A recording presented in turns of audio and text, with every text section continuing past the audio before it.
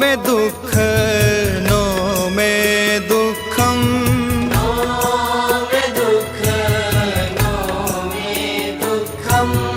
आनंदों में वर्षति वर्षति,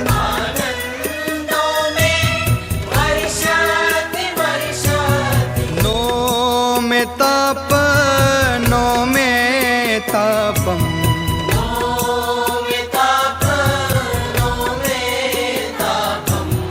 नो में दुख नो में दुखम।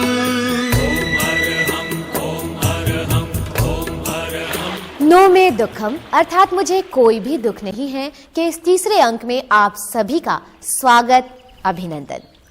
पिछले अंकों में जैसा कि आपने देखा कि देश विदेश से सैकड़ों लोग अपने दुखों को दूर करने के लिए भारत की ओर अग्रसर हो रहे हैं। रूस की डॉक्टर गैलिना जो कि एक न्यूरोसर्जन थी। This is realize how to explain that the human body is not only body, and the doctors very seldom feeling that the body is not only body. Something very necessary point what doctor also have to understand. It is not only nervous system, it is not only signal system what we are understanding like a neuron and like that. रूस की doctor Galina के अनुसार मानव का शरीर मात्र हाड़, मांस और स्नायु का तंत्र नहीं है, इसके अलावा भी कुछ है। क्या है ये कुछ? जर्मनी के ग्रेडियस दंपत्ति को दिन में ही भारत और खासकर राजस्थान की भ्रांति हुआ करती थी। I had a vision, a cloud. There was an airplane. It was a Rajasthani landscape. Don't ask me why. I knew it was Rajasthan. I knew it. It were the colors of Rajasthan, women's clothes, and also there was a small mountain with a temple on it. She was dreaming about India in the day. She had a vision. So I know a lot about vision. I had my own visions all my life long, and she said, unbelievable, I see a mountain, I see a desert, and I said, oh yeah, do you? हमने ये भी चर्चा की थी कि दिल्ली के कुतुब मीनार से लगभग 3 किलोमीटर की दूरी पर और छतरपुर मेट्रो स्टेशन से लगभग 300 कदम की दूरी पर स्थित है आध्यात्म साधना केंद्र, जहां पर ऑल इंडिया इंस्टीट्यूट के चिकित्सा विज्ञानियों ने यहाँ की विशिष्ट प्रेक्षा ध्यान पद्धति पर अनुसंधान किया।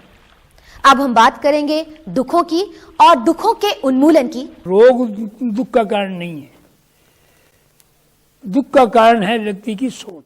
भाव और रोग, शरीर तो बेचारा माध्यम है, उसे तो भुगतना पड़ता है। मन में ईर्ष्या का भाव आया और पेट में थोड़ा व्रण हो गए, प्रतिक्रिया का भाव या असहिष्णुता का भाव आया और शरीर में गांठें हो गई, ग्रंथियां हो गई। जितनी बड़ी बीमारियां हैं शरीर में होने वाली, उन पर हम विचार करें तो सीधा संबंध भाव के साथ जुड़ता है। ऋतु जनित बीमारियों को हम छोड़ दें, कुछ बीमारियां ऋतु जनित होती है। सर्दी का मौसम आता है, ठंड लगी, बुखार हो गई। गर्मी का मौसम जुकाम हो गया या लू लग गई, तावड़ा लग गया। ये सब ऋतु जनित बीमारियां हैं, ये कोई बहुत खतरनाक नहीं होती, आती है समय के साथ चली जाती है, कोई बड़ी बीमारियां नहीं। बड़ी बीमारी कैंसर, पेप्टिक अल्सर या हार्ट, किडनी, लीवर, ये जो सब प्रभावित होते हैं, इनमें मुख्य कारण हमारा भाव और मन है। आहार का असंयम भी बड़ा कारण है, पर उससे भी बड़ा कारण है भाव।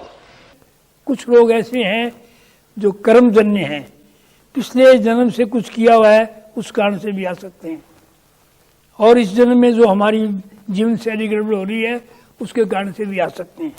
तो इनको कैसे दूर किया जाए, उसका रास्ता एक ही है कि हम अपनी सोच को बदलें, तभी ये दुखों से मुक्ति हो सकती है। हमारी सोच अगर हमारी ठीक रहेगी तो फिर दुख हमको कठिनाई नहीं दे सकेंगे।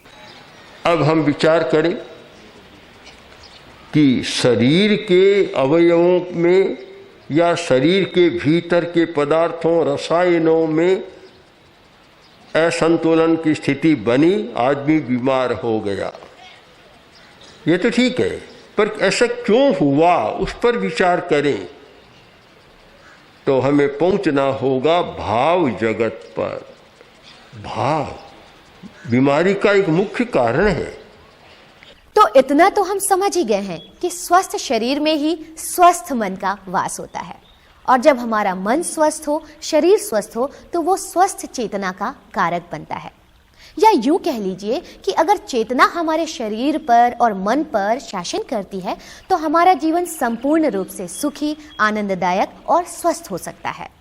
तो चलिए सुख की ओर अग्रसर होते हैं, लेकिन ध्यान रहे कि यहाँ हमारा उद्देश्य किसी धर्म, संप्रदाय और वर्ग विशेष से कतई नहीं है। Normally, we are living, and most of all as Western people, we are living in the world outside. We human beings are living in two worlds. We are living in the outer world, and we are living in our inner world. And I started traveling inside, experiencing my inner world.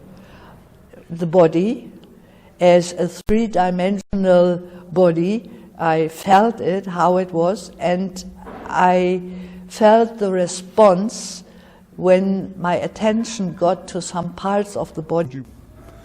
It's working. That's something completely different from all ideas I had met before. It is a technique you can learn.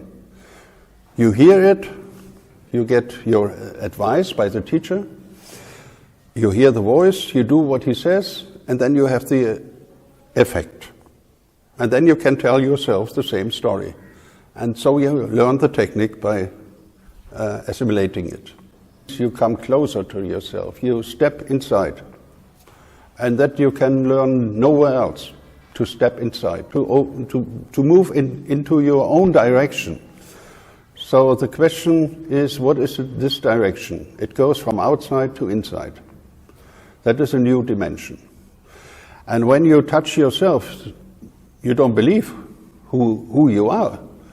When you enter your inside, you don't know yourself. And that is a task. You have to learn who you are. यदि हम आस्तिक हैं तो इसका मतलब है कि हम सकारात्मक हैं, आस्थावान हैं। आस्था किसके प्रति? आस्था उसके प्रति जो सार्वभौमिक हैं। ये ईश्वर, अल्लाह, गॉड हैं। परंतु यहाँ आध्यात्म साधना केंद्र में हर व्यक्ति की स्वयं की चेतना ही उसका स्वयं का इष्ट है। यानी कि आप स्वयं ही चैतन्य स्वरूप हैं, ज्ञान स्वरूप हैं, आनंद स्वरूप हैं और शक्ति स्वरूप हैं। तो जब हमने प्रयोग कर लिया तो कुछ शुद्धि हुई है, उसको कैसे अनुभव करें? तो आत्मा में हमारी जितनी शक्तियां हैं, हम आत्मा का हमने अभ्यास किया, आत्मा को जाना, तो आत्मा क्या है? मैं चैतन्य स्वरूप हूँ। माने जो मेरे शरीर में चैतन्य है वो आत्मा के कारण से है। आत्मा है, वो चैतन्य स्वरूप है, इसलिए मैं चैतन्य स्वरूप, ज्ञान स्वरूप हूँ। ज्ञान आत्मा का एक लक्षण है। तो मेरे में ज्ञान है, मेरे में आत्मा है, इसलिए मैं ज्ञान स्वरूप हूँ। आनंद स्वरूप हूँ। ये आत्मा का एक गुण है, आनंद का। तो मैं आत्मा हूँ, तो मैं आनंद स्वरूप हूँ। और शक्ति स्वरूप हूँ। आत्मा में अनंत शक्ति है, अनंत ज्ञान, अनंत आनंद, अनंत शक्ति आत्मा के अंदर में है। इसका मेरे में है तो मैं इसका हूँ, मैं इसका अनुभव करता हूँ, मैं हूँ। अगर ये बात हमारे अनुभव में आ जाए तो फिर हम न तो दुखी होंगे, न ज्ञानी रहेंगे, न हमारे कुछ भी माने समस्या रहेगी। इसलिए इनको हम ग्रहण करके अपनी स्थिति को पुष्ट करते हैं कि मैं आनंद स्वरूप हूँ, ज्ञान स्वरूप, मैं आत्मा के साथ हूँ। तो ये इसका मेरे भीतर में है, सागर लहरा रहा है इसका, ज्ञान का, दर्शन का, आनंद का, शक्ति का, ये मेरा सागर लहरा रहा है। तो अब उसका साक्षात्कार मैं किया है, इसलिए मैं बहुत आत्मा को मैंने जाना है, तो मेरा ये खूब आनंद से मैं भर गया हूँ। तो ये दुख मुक्ति का सबसे बड़ा उपाय हमारा ध्यान का बनता है कि मैंने आनंद की प्राप्ति कर ली। ये असंभव भी नहीं है और कठिन भी नहीं, किसी भी तरीके का जादू टोना तंत्र मंत्र नहीं, मात्र कुछ दिनों का अभ्यास। शक्ति स्रोतः प्रादुर्भूतम्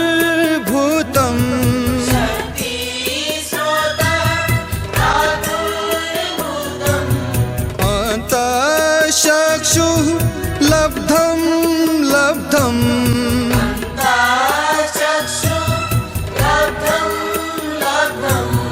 नो मे दैन्यं नो मे दैन्यं